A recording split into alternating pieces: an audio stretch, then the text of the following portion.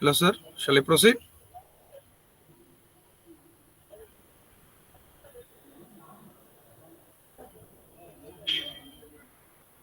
Am I audible? Yes, sir, you are audible, sir.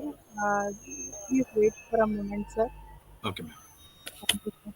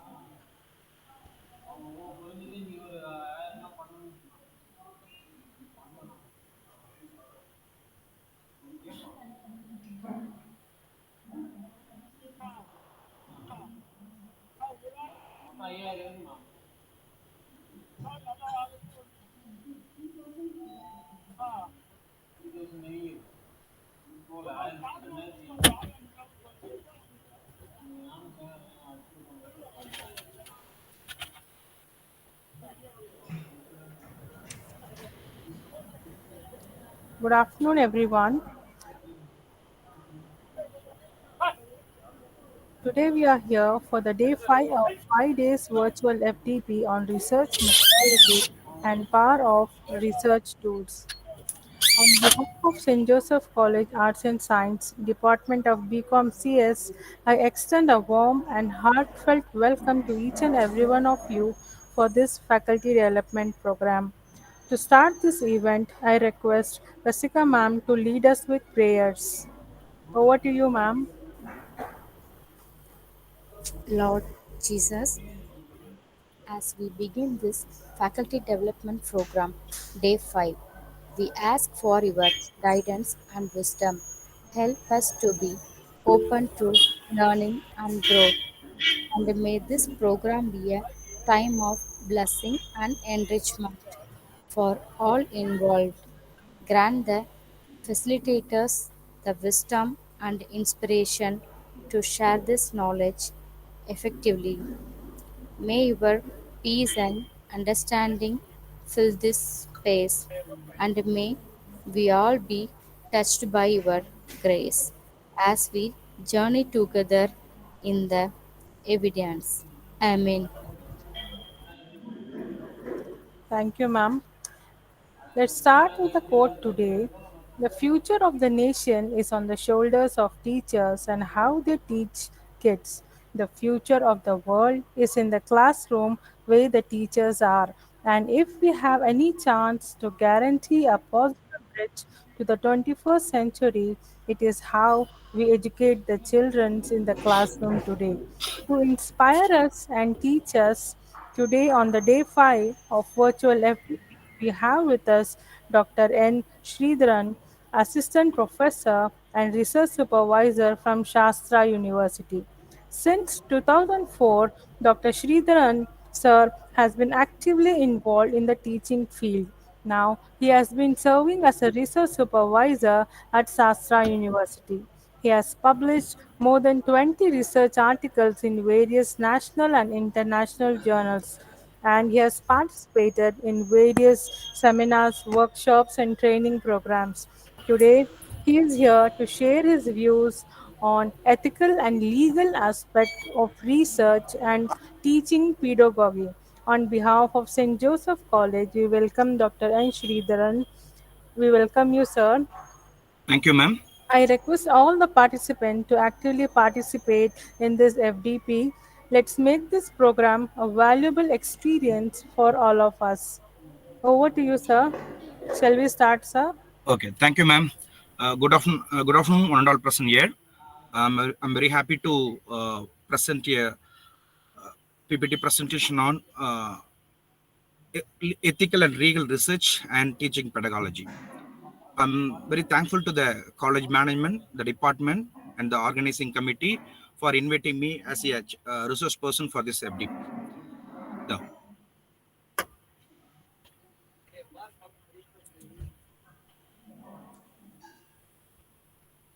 research.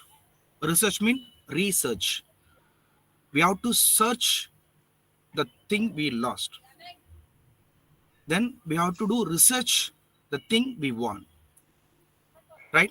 So without research, no evolution. So all the invention, it is a outcome of research. Many unethical practices in the society has been eliminated because of the research, because of the outcome of research, because of the technology invented through the various research.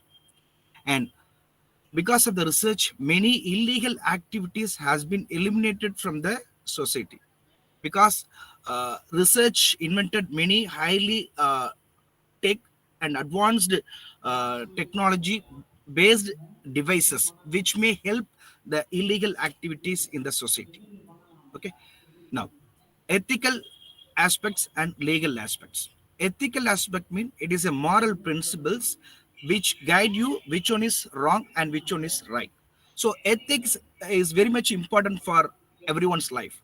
Without ethics, we can't survive in the society as a respectful person. Okay, so whatever we do, we have to follow ethical guidelines. Ethics is not a rule.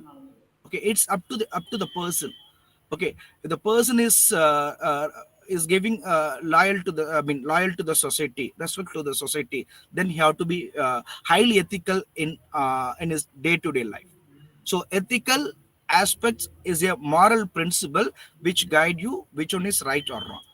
Then legal aspect, it's a rules and regulation which is prescribed by many regulatory authority, and there are many acts are enacted to minimize legal activities, and also to ensure everything go in a right order in order to ensure the harmony of the society. Okay, so ethical and legal aspects are very much important for our society. Without ethics and without legal aspects, it is not possible to survive or sustain in the civilized society, right? So as we are in the civilized society, it is outcome of research from the ancient period onward till now. Okay, we evolved in many aspects, right? That is because of the research.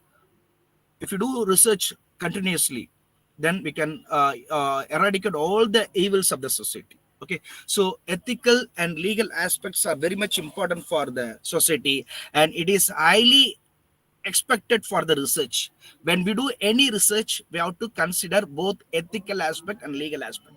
That means we have to apply ethical aspects in our research, and we have to strictly adhere the legal aspect in our research. Okay, if you override these two, the outcome of the research definitely would not be beneficial to the society.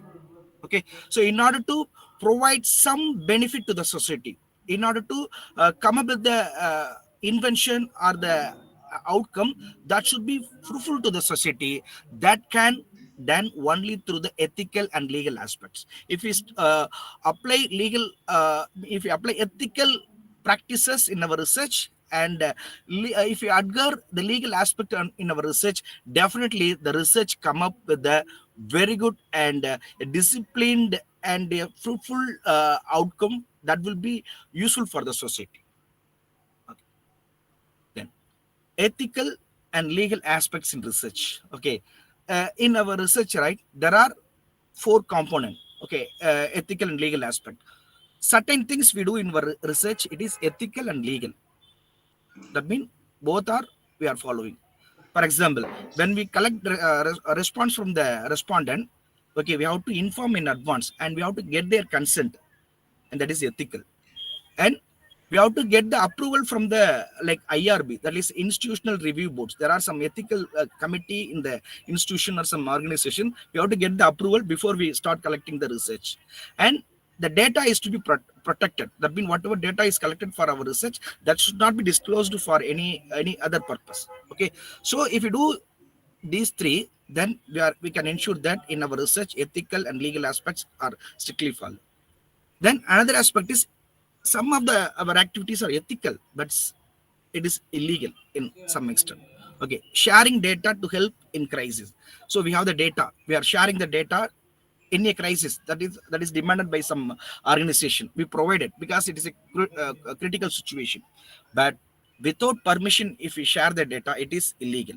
So sharing data during the crucial time, it is ethical, but sharing the data without the consent of the particular organization or the respondent, it's illegal. And then unethical but legal. Okay, for example, misleading participant without proper debriefing. That means without explaining the purpose of research, what are the risks in the research, what are the benefits of the research. So before we conduct a survey, right, we have to clearly explain for what purpose the research is conducted. That we have to explain correctly, and based on the explanation only, we have to like collect the data. Okay, if it is not done so, then it is unethical, but it is legal. We can't say it's illegal because we collected the data, but we manipulated certain things to the respondent in order to get the data is in an easy way from the respondent.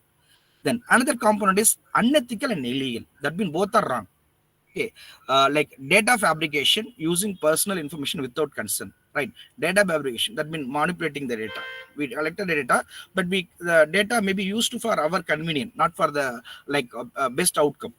Okay, so that is unethical, and also it is used for some other purpose without the consent of the respondent or the organization which possesses the data.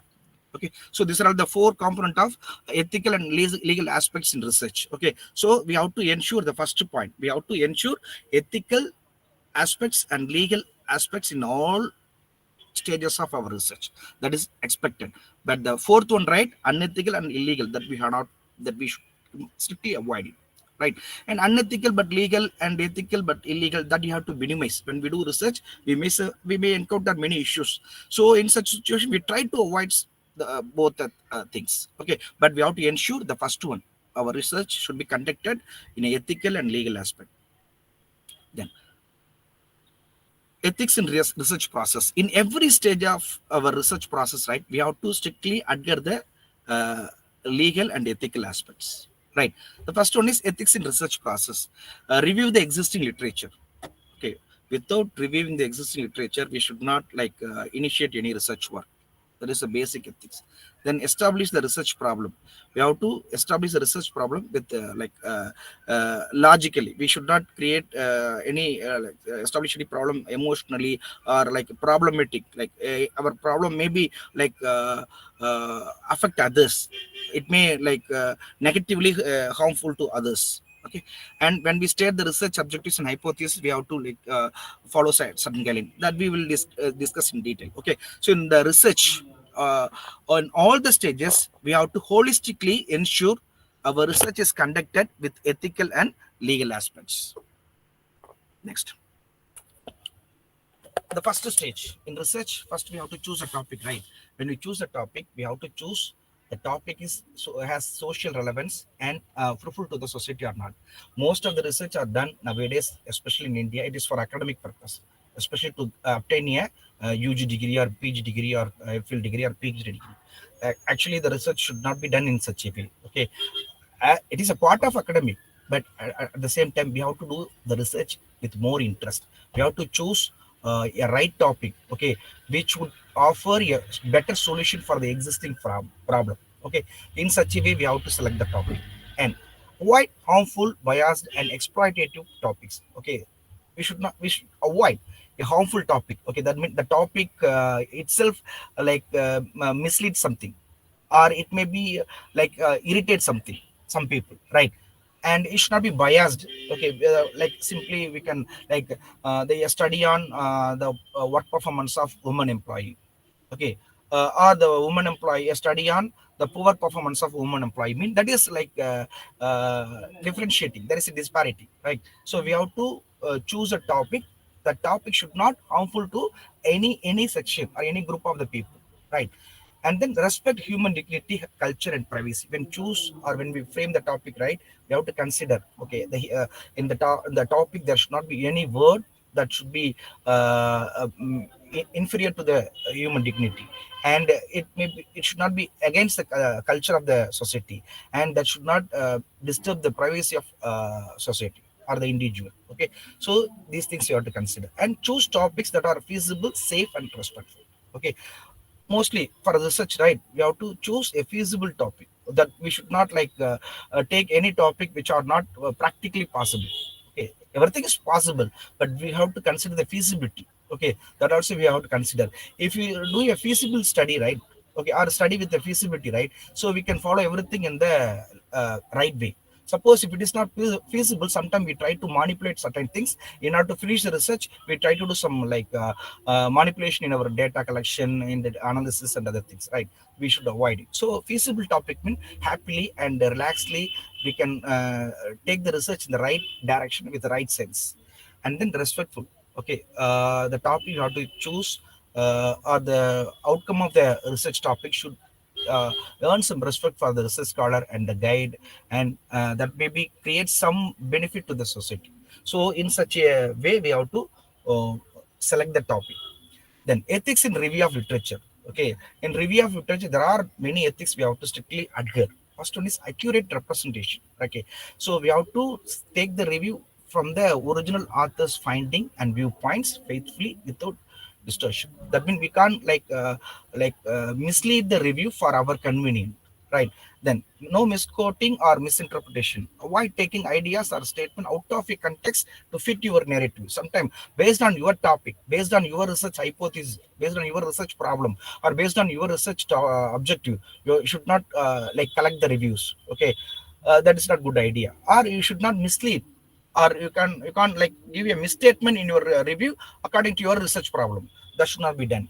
And then paraphrase ethically, right? Don't like change a few words, okay, in the review of literature.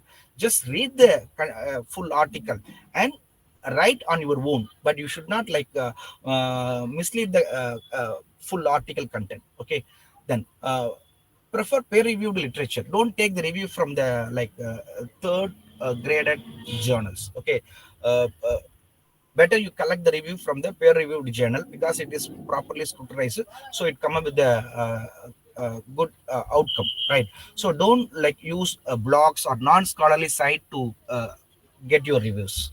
And then avoid predatory journals. Okay, be cautious of sources that lack editorial and peer review standards.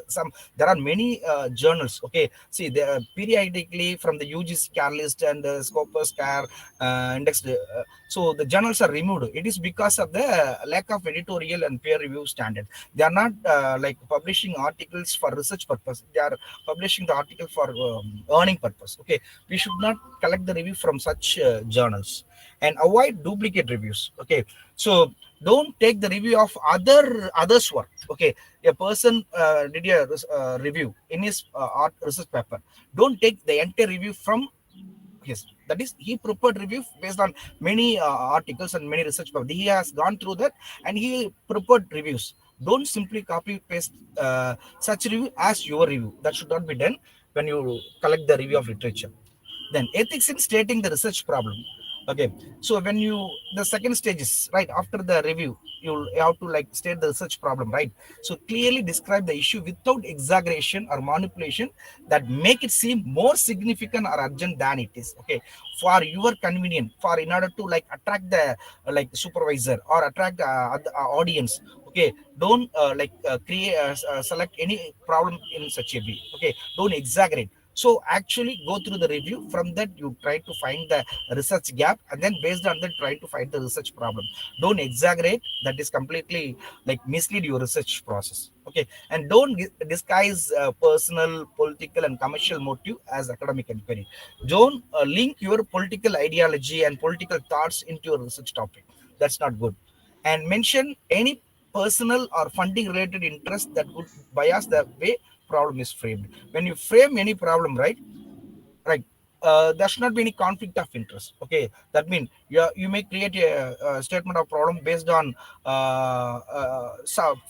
funded agency. Suppose some funded agency may mislead you or direct you to do research on certain thing that may harmful to the other community or other society or other organization. We should not do such a way. If any conflict of interest is there, that we have to clearly mention. Okay, so the conflict of interest we should not allow to apply when we select the research topic. And do not state problem in a way that blames stereotypes or marginalizes any group. Okay, that means there should not be any blaming words in your topic, and should not be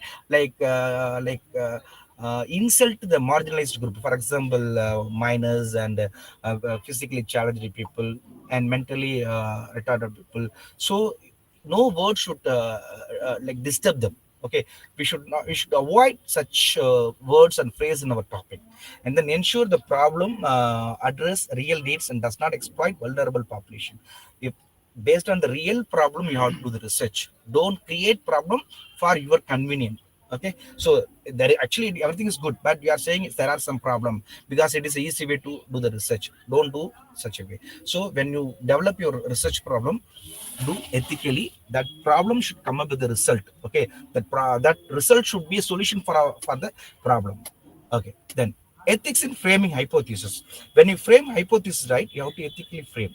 Writing a hypothesis that assumes a group is inferior or problematic. When you write a hypothesis, right, don't write there is a significant difference between the people who, from rural area and urban area in the work performance. It is like it may sometimes mislead to make the rural people as inferior. Okay, we should not have frame hypothesis in such a way, and ensure they are derived from existing research theories or credible observation. See, hypothesis has to be developed or framed based on the general myth, based on the theories and existing research. You can't create research hypothesis as per your convenience. That's not good. And avoid framing hypotheses that could lead emotional or social or professional harm. Okay, your hypothesis should not create any problem emotionally or socially or professionally for anyone. And word hypothesis to explore the possibilities, not push to a preferred outcome. Okay, so already you have some solution or outcome. Okay, so you have to frame the hypothesis accordingly. You have to do the collection, data collection, and you have to find the solution. Don't create hypothesis based on your end result or your expected end result. That's not good. And avoid hawking. That means hypothesis after results are known. Okay, first we have to frame the hypothesis, and we have to test the hypothesis, and then we have to tell whether the hypothesis is rejected or accepted. But don't frame the hypothesis based on your statistical result. That's not good. And avoid fabrication or misleading. Don't manipulate the hypothesis from the hypothesis of others. Okay, don't mislead through your hypothesis. So these are all the ethics we have to follow in framing hypothesis. And ethic in sampling. So avoid bias when you select sample, right? Okay, so I won't select this section as a sample for my research. Don't until unless there is a reason for exclusion, then you can exclude. But don't select the sample based on any bias. And inclusiveness, try to include all section of the society. Okay, don't look at only the male or woman, female, or only the older age or young age. You have to include all the demographic factor in your sampling. And then justification. Okay, suppose if you are if there is a necessity to ignore certain demographical area, then you have to justify for what purpose we ignore such things. And sampling method, disclosure. So you have to clearly disclose that under which sampling method we select the sample, whether it is random or non-random, whether it is convenience sampling or quota sampling or snowball sampling. Okay, so that you have to disclose correctly. So whatever sampling method you disclosed, based on that only you have select the sample. Okay, sometimes people may select the sampling from different method, but they mentioned a different method. Okay, that should not be done in the research process. And sample size justification. Okay, your sample is limited to 100 or 200, 300. You have to justify what is the reason for you are limited to only 50 or 100. Okay, that you have to justify. And special consideration and vulnerable group. When you select the sampling, right? If suppose in your sampling some special people, for example old age people, mentally disordered people, or physically challenged people, you have to give some special attention to collect the data from them. If in your sampling that marginalized people or vulnerable people are involved, you have to take special care and attention when you are select the sample. And the next one is ethics in data collection. When you collect the data, right, you have to collect the data ethically. Okay, so you have to be honest, transparent, and respectful during the data gathering. Don't lie to collect the data. Honestly, you have to tell the reason for what purpose the research is conducted, and collect the data from the targeted respondent. Don't collect from your friends or from your classmate. That's not good. And transparent. Okay, so keep the record for everything. Okay, if it is Google form or if it is physical questionnaire, keep the record properly and collect the in the introduction paragraph of your questionnaire clearly said for what purpose the data is collected. Don't tell a different reason for collecting the data. If you tell the right reason, then only the people may respond correctly. Okay, and then respectful. When you approach any targeted respondent, approach them respectfully. Okay, yeah, they are providing information to you, so you have to approach them very and highly respectful manner. Then ensure participant safety and confidentiality. When you can collect data and you can leave and you can publish your data, but then later on someone try to find who gave the data or who responded for this, they may get threatened, or they may get either some, they may use some illegal way to punish the respondent who gave the data. Okay, so ensure the safety of the participant and confidentiality of the data. Then avoid coercion and deceptions or miscommunication when you collect the data. Don't compel anyone to give the response. If they're willing to give information or response for your questionnaire, then you can collect. Don't force them to collect the data, or don't compel them to collect the data. And store and handle the data securely and ethically. Okay, so whatever data is collected, that must be stored and handled highly secured manner and ethical manner. Okay, without their consent, we are not supposed to disclose the data to any third party. Okay, these are all the ethics you have to follow in data collection. And then ethics in selecting statistical tool and analysis. See, avoid manipulating tools for favorable outcomes. Okay, you have to choose appropriate tool for your research based on your data type, based on your sample size, based on the type of variable. You have to choose appropriate table, and also choose appropriate tool for that. Yeah, whether if it is required SPSS, use SPSS, or if it is required Python, use a Python, or if it is required R method, mean use the R method. Don't like as I know SPSS only, I will do research only in SPSS. What the data is required to do analysis on that, you have to select the appropriate tool for research, and then use tools that appropriate for the data type and research question. Don't appropriate method, statistical method you have to apply. For example, if the data is appropriate for I square, then collect the then analyze by doing by applying I square method, or correlation, recursion, F test or T test, or if sim is required. If there is a necessary to apply based on the data type, variable type, sample size, you have to appropriate apply appropriate statistical tool and statistical methods. Okay, but many people are like with either lack of awareness, or either the um, availability of the tool. They may use the tool to analyze their data, but it won't come up with the accurate results. So this ethics we have to follow when we select the statistical tool and analysis. And ethics in reporting and budget publishing. Okay, once the everything's over, okay, we have to report. Okay, we have to prepare a project report, and we have to publish it, right? So always give credits to sources and avoid copying others work without attribution, right? So it is not possible to type everything. Okay, you may took some information from earlier researchers content, right? So if you take any content from others research, you have to put it in citation. Okay, we put it in the bibliography. In the page itself, you have to put it into citation, and mention their name, article, everything in the bibliography. That avoids some future issues. Okay, and then consider open access publishing or community dissemination, especially for publicly funded research.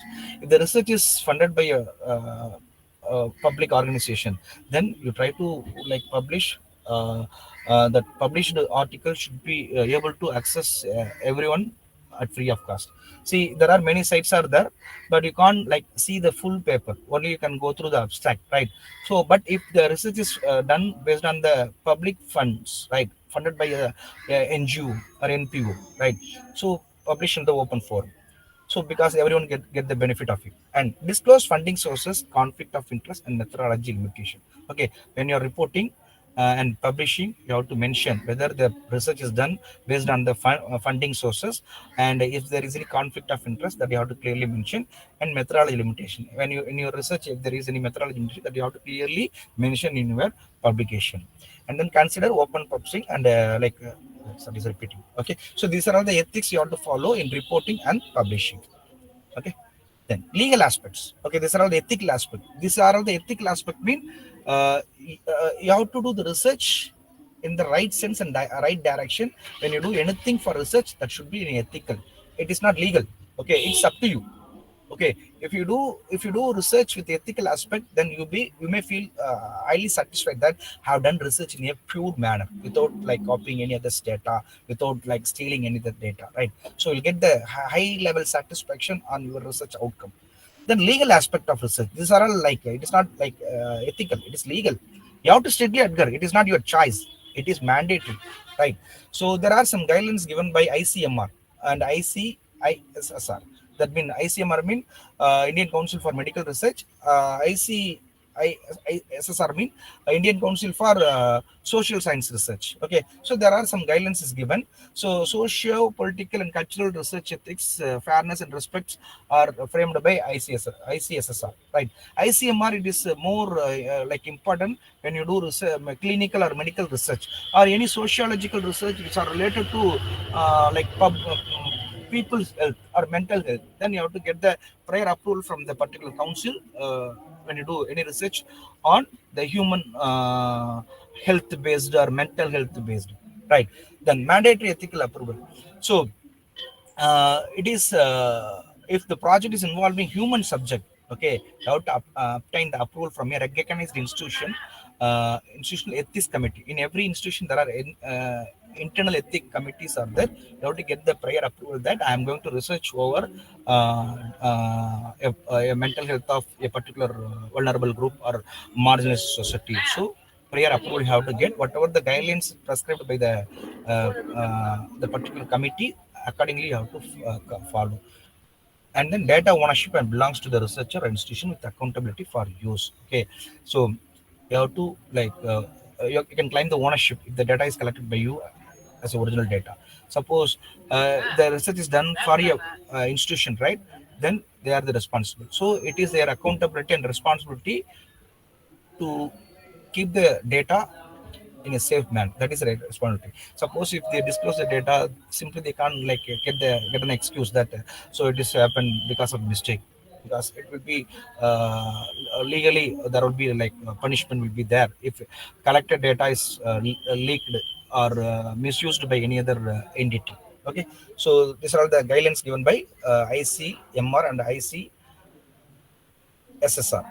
Then in data collection, okay, as per the ICSSR, you have to collect the data after obtaining the no objection certificate or permission from certain authority. Suppose if you are going to collect data from a education institution, first you get the no NOC, no objection certificate from the education institution before you collect the data. Without their prior knowledge or without prior approval of the organization or no objection certificate of the organization, you are not supposed to collect any data.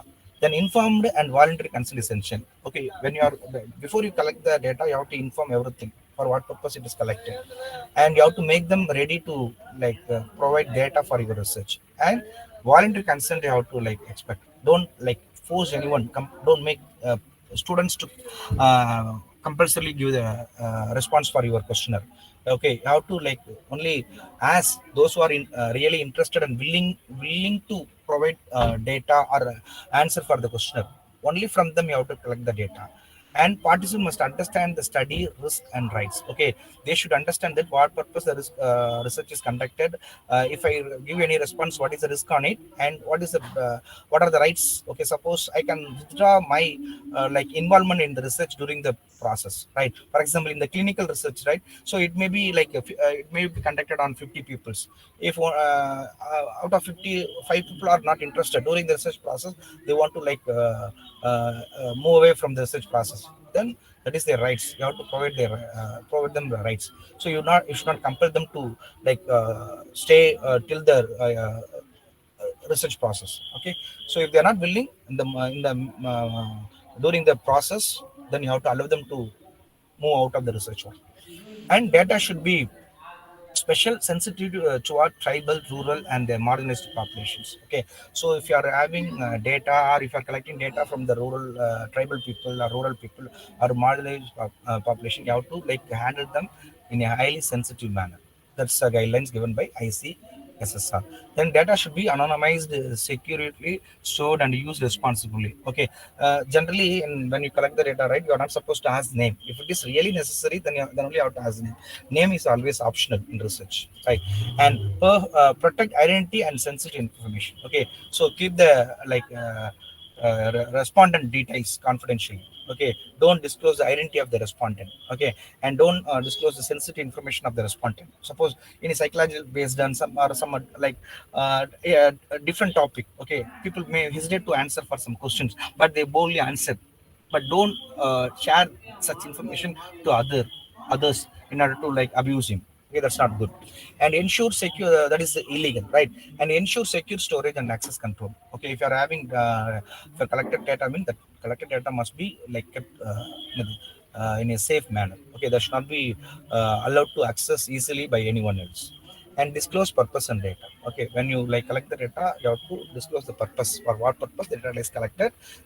In the like introduction paragraph of the questionnaire, everything will clearly mention that whatever data you provide, that will not be disclosed, that will be strictly maintained under confidential. Okay, such promise we give, we have to keep up the promise. If you cannot keep up the promise, because of that any respondent is getting any problem, then you are responsible legally.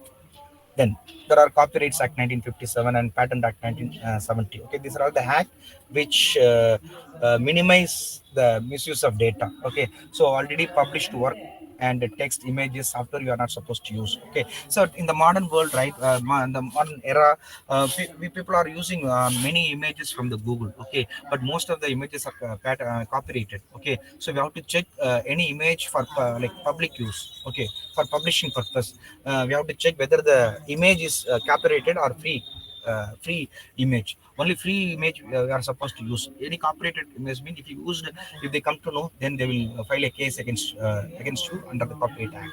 And Patent Act for protecting the innovation or discoveries. Okay, so if you do any research, any outcome on it, you try to apply for a patent. Okay, so then only others cannot steal your invention. Okay, so to protect your research outcome, you have to like get the patent on your research outcome. Okay, so these are all the legal measures you have to apply. Then UGC's anti-plagiarism regulation. Okay, you know plagiarism. Many people are like simply copy pasting from others' work without even giving the citation. If you copy paste, at least we have to give their names. Okay, from where it is taken, from which article taken, or whose contribution. Okay, everything you have to clearly cite. But many people are failed to like do in such a way. Okay, then research misconduct include plagiarism, ethical violation. That means there are some ethical in collecting the data, right? So if there is an ethical violation, that is considered as anti-plagiarism. Suppose if the data is collected by saying the false information to the respondent, okay, but you are collecting data for different purpose, but you said the respondent with a different fact. Okay, that's not good, and that comes under the like ethical violation. And data fabrication falsification. If you are like do the data fabrication falsification, that also comes under the anti-plagiarism. Okay, then what are the outcome of anti-plagiarism? I mean plagiarism. See, level one. If the plagiarism level is 10%, that is accepted. If it is level two, if it is 10 above 10% but below 40%, mean must revise the work and resubmit within a specified time. So when you submit a PhD research work, right? So if the plagiarism level is up to 10, then no issues, they will accept. But if it is above 10 but below 40, mean then they will return to you. Okay, they will not like evaluate your project. They will return to you to resubmit with by removing the plagiarism level. And then level 3, 40 to 60, debarred from submitting the work for 1 year. So you will be allowed to submit again after 1 year only. So you will be debarred for 1 year. Then level 4, above 60. Okay, above 60 mean like registration for the degree may be cancelled. That you are not allowed to even submit after 1 year. Your registration will be cancelled. So when you do the research work, right, we have to highly concentrate on the plagiarism. Okay, we have to ensure that the plagiarism level is below 10%. If it is more than 10%, there are a lot of legal consequences you have to face it.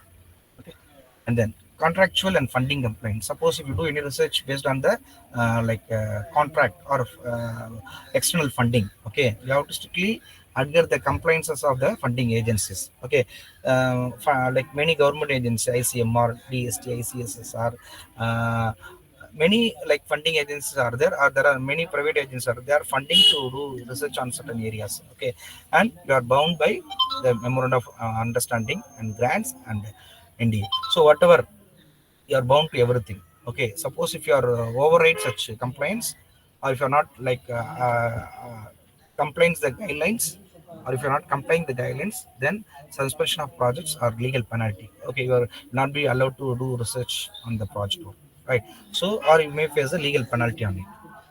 Then what is the outcome of ethical and legal aspects in research? Okay, so if you do research in an ethical and legal way, what is the outcome? Participant safety and rights is ensured, and research credibility. Everyone trust your research result, right? And then Legal protection. Okay, you'll get the legal protection if everything is done in a ethical and legal way. If it is no, if no plagiarism, no need to worry about anything. And then public trust. Public will get trust over your research work. They 100% they believe your finding is correct, your conclusion is correct, your recommendation is correct, because you have done the research with the ethical and legal aspects. And academic and institutional approval. Okay, if we do the research ethically and legally, then we'll get the approval from the institution. Otherwise, they may like disapprove your project work. And better decision making. If the research is done ethically and legally, whatever the outcome of the research, that will be useful for better decision making in the society. Inclusive and respectful research. Okay, so if you have done ethically and legally, right, that ensure inclusive research and respectful research. That means the research conducted in such a way, okay, that provide a lot of benefit to the society. And sustainable research culture. Okay, if everything is ethically and legally done, so that ensure a sustainable research culture. So even the new researcher, right, they also like strictly adhere the ethical guidelines and strictly follow the legal aspects. Okay, that may be a motivation for others. That means they should not try to copy from any other's work. Okay, because they want to ensure that their research is done in ethical and legal way. Then teaching pedagogy. Sorry, pedagogy. Okay, so teaching pedagogy means there is a method. Okay, how to teach. Okay, there are like traditional method, modern method. Okay, so the method what you are applying, the strategy what you are applying, the style what you are applying when you teach to the student, right? That is called teaching pedagogy. Okay, so teaching pedagogy is a arts and science. Okay, it's talking about how to teach, why to teach, and not what to teach. Okay, it explained that, or it emphasizes that how to teach and why to teach and not what to teach. Okay, so the how and why is important in the teaching pedagogy. And then teaching and learning methods. Okay, there are three component in like pedagogy, like teaching methods. One is pedagogy, that is child focused. Okay, so this is mostly applicable for students who are below 12. And then andragogy is adult focused. Okay, because we have to apply different practices, right? You know the difference. Okay, the school level teaching is different from college level teaching, right? In school level mostly it's spoon feeding, but in college level it is not spoon feeding, right? And pedagogy, that means like self-determined learning. That means we have to encourage the learner to learn self. Okay, that means without the support of the teacher, we have to ensure a lifelong learning through the self learning. Okay, so these are the three component of teaching methods. And then goals and effective of pedagogy. Okay, so if you apply the right pedagogy or appropriate pedagogy based on the student composition, so there will be a deep understanding of the subject content, and there will be critical thinking among the students. And students are engaged in the learning process and inclusive and equitable. Okay, that should be right method of teaching if you apply right pedagogy. Then role of pedagogy in effective learning, it improve teaching quality. Okay, if we simply teach whatever we know or whatever we can, if you teach in such a way, that will not improve the teaching quality. There are certain practices based on the student composition, right? We have to apply appropriate teaching pedagogy in order to improve the students learning. So improve the teaching quality, we have to upgrade ourselves in order to provide a better information to the student in an easy and like interesting way. And then encourages different learning style. Okay, so we have to apply different learning style. That means like group learning through the gamification, collaborative learning, like inquiry based learning. We have to apply different style of teaching based on the subject what we teach, and enables learning for students with the special needs. Okay, sometimes mostly we know, right, some of the students need special attention. So whatever the special attention, what type of methodology we have to adopt for such students. Some students are like below average, they have some like they are not like normal students. Okay, they have some issues, either personal issues or health issues or physical issues, uh, that we have to consider when we teach. We should not treat all the students in a single way, right? And we have to adopt a different strategy or methodology or style to teach a different type of students, and clarify the learning object. First you have to clarify what purpose you are learning. So if you explain clearly the learning objectives, then they easily get the interest and involvement in the learning process. That is called MBO, management by objective, the same concept. So you ensure the students strictly know that learning objectives. That's why now in the modern process, right, we are preparing syllabus with learning outcomes, learning objectives, learning outcomes. So if the students know the learning objectives and learning outcome, so that is easy for better understanding of the subject content. And pedagogy approach, constructive approach, collaborative approach, inquiry based approach, group learning, differentiated instructions, and gamification. So these are the different approach we can adopt in the classroom, right? And then teacher centered pedagogy, right? So it focus teacher is the authority, like it is applicable for school level. Teacher is the authority, and lecture and direct instruction is given, and foundational knowledge and large classes. Okay, we can adopt this method. And traditional classroom model, this is like a old pattern. That is teacher centered pedagogy. That is one way communication. Teacher no one, teacher only know everything. So he's like giving information and giving lecture to the students to understand the concepts. But there is no student participation in this method, in this pedagogy. And learner centered pedagogy. Okay, in this student is the active participant. So student participation is encouraged under this method. And this method is based on project discussion, inquiry baseline. That means we encourage students to do project on it, or to the group discussion students can learn. And critical thinking and creative engagement will be improved. To improve the critical thinking and creativity and student engagement, we can apply this method. And flipped classroom. Okay, problem based learning. Okay, flipped classroom mean, like generally students do the homework at the home, right? But in flipped classroom, students has to listen the video in the home, and they have to solve the problem at the class. That is called flipped classroom. That is opposite to the traditional version. So that we have to adopt under the learning center centered pedagogy. And then constructivist pedagogy, right? Under this, learners build their own understanding. Okay, we have to make the students to think. Okay, come up with a new idea, come up with a project idea. Okay, so they have to think and develop a new idea. And then hands-on activities, reflection and collaboration. Hands-on activities, like in the classroom, you have to give some activities to the student, how they are participating, how they are like responding for the given activities. And then Montessori experiential learning, like Montessori method of teaching, we have to adopt under the constructivist pedagogy. And then inquiry based pedagogy. Under this method, curiosity driven learning is focused. Okay, that means we have to induce a curiosity. Okay, we have to ask more and more questions. We have to ask aptitude question. Okay, if you write the aptitude question, find the missing number, then every students will get engaged in the and try to solve the problem. Okay, so the curiosity we have to create in the inquiry based pedagogy. And the student explore question and problems. Okay, they have to ask questions, and they have to try to find the problems. They have to raise the question and they have to write the answer. So instead of giving the complete and continuous lecture, better ask a question and then answer. Okay, so if you apply this method of teaching in the classroom, student can easily understand. If you give continuous lecture on a particular topic for around 45 minutes or 1 hour, it is meaningless. Okay, we have to ask question before we explain. So student understand the question and understand the answer. So that would be very useful for students. And then STEM and research skills, it is needed for them.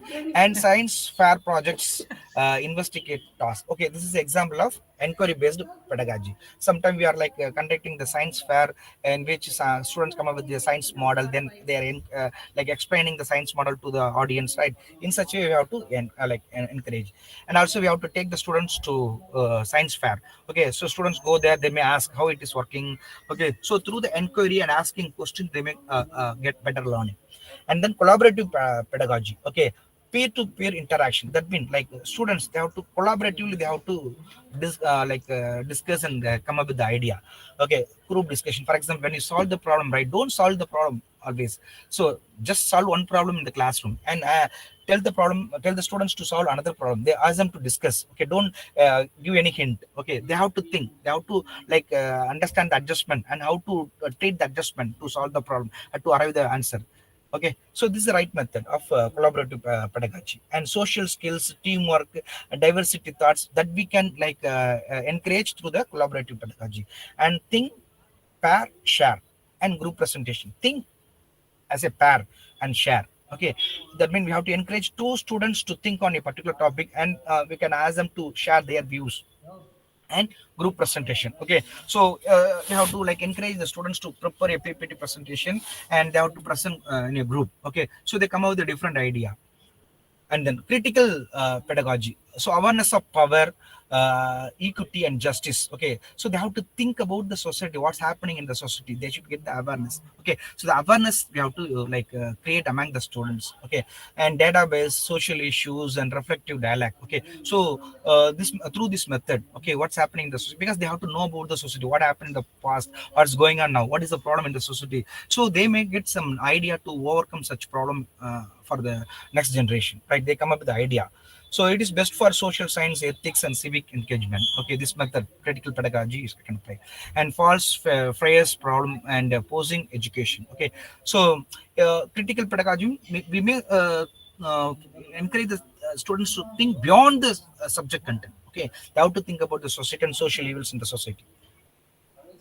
And then culturally responsive pedagogy, right? So we have to encourage students to understand the culture. Okay, then only they can like follow the culture, right? Because culture is important, because we're in a diversity culture based country, right? So culture is important because everyone is very stick on their culture, right? That we have to ensure.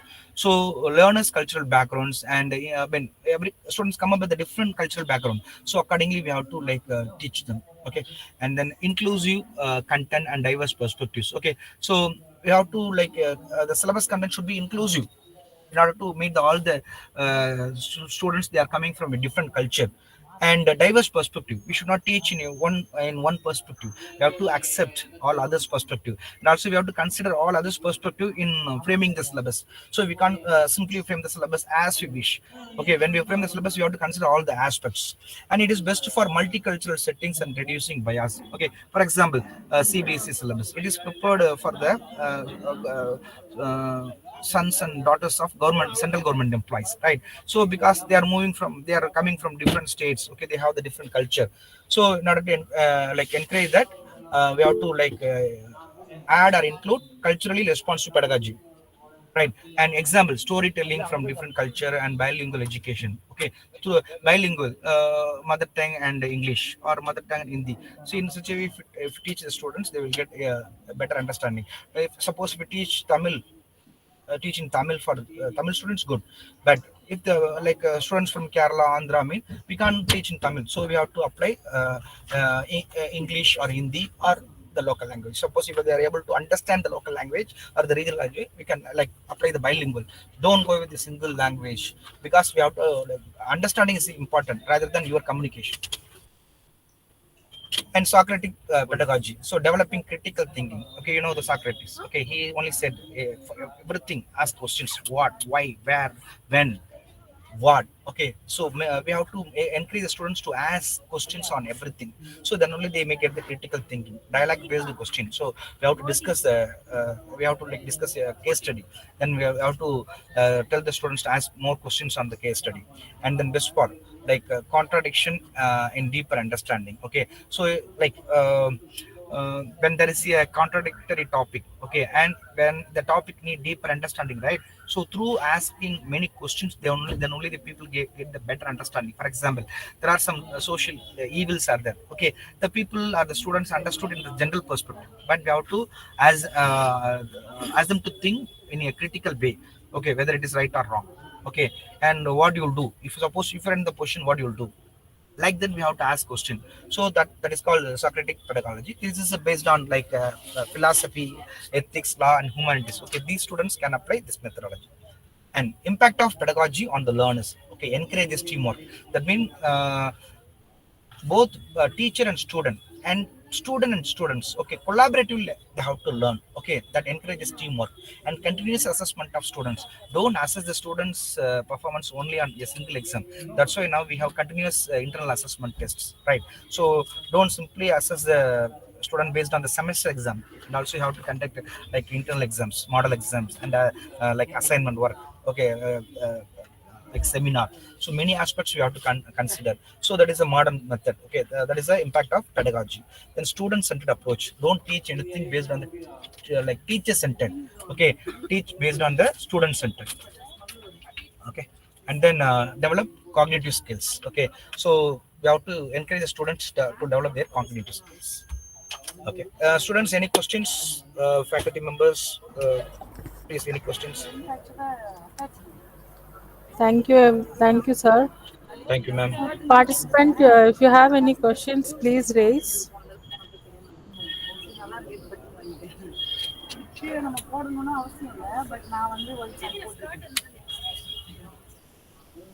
Any questions for participants?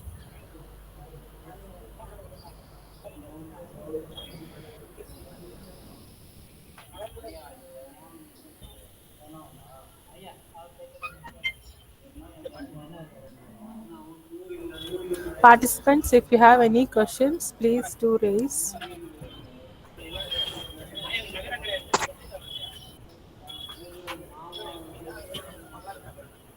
Sir, I guess everyone is very clear with your explanation, sir. Thank you, ma'am. Thank you so much. Thank you, Thank you so much, sir, participants. for When explaining. you do the research work or when you guide your research scholar, please ensure the ethical and legal aspects when they pursue the research process, research work. Thank you Particip- so um, much for all the Participants, yeah. yes, sir. Please continue, sir.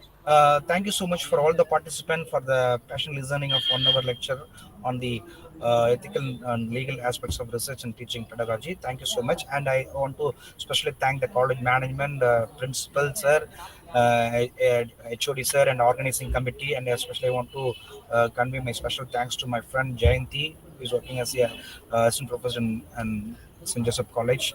Thank you so much for the wonderful opportunity to explore my knowledge on the ethical and legal aspects of research and teaching pedagogy. I hope that my session will be useful to you. Thank you. Yes, Thank you sir. so Yes, sir. much. Your session was Thank very you, sir. useful, sir. Thank you, ma'am. Thank you so much. Thank you, sir. Your session was wonderful, sir. Excellent, sir. Thank you, sir. Thank you, sir. Participant, I request you to on the camera for the photo session. Today is the last day of our FDP. Thank you, everyone, for your participation.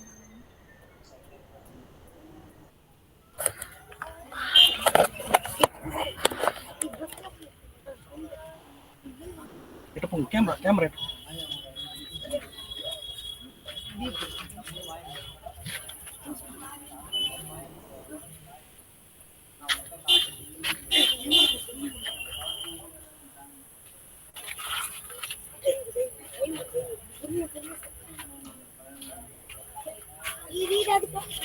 Thank you, everyone. I hand over the session to Thank you, the ma'am. vote of thanks, sir. Ranjit, sir.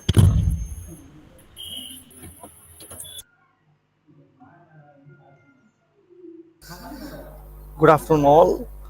On behalf of St. Joseph College Arts and Science and also from the Department of Corporate Secretaryship, I am honored to propose a vote of thanks for the successful of the last day event of this FDP.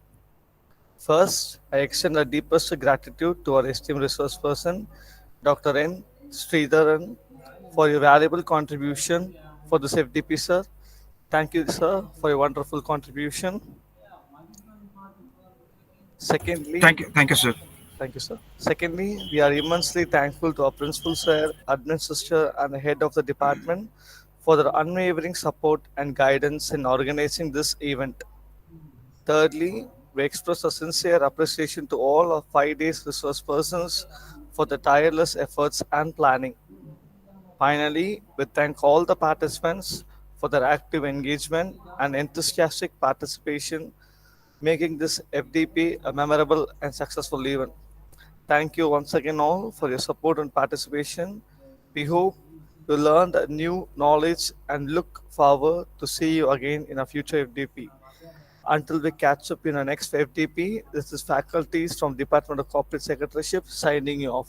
Thank you all. Have a nice day. Thank you, sir. Ma'am, shall I leave the meeting? Yes, sir. Thank you, Participant, ma'am. you have Thank you. sent the feedback link. Thank you, ma'am. Okay, sir. Thank you, sir.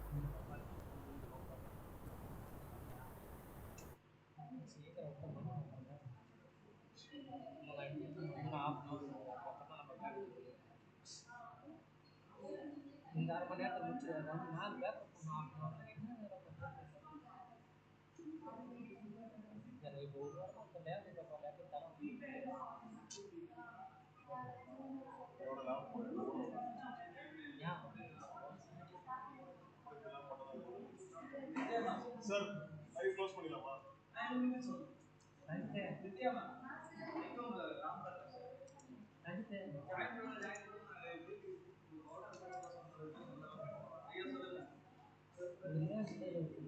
அவருக்கு உங்களுக்கு இல்லையே, நீங்க வாங்க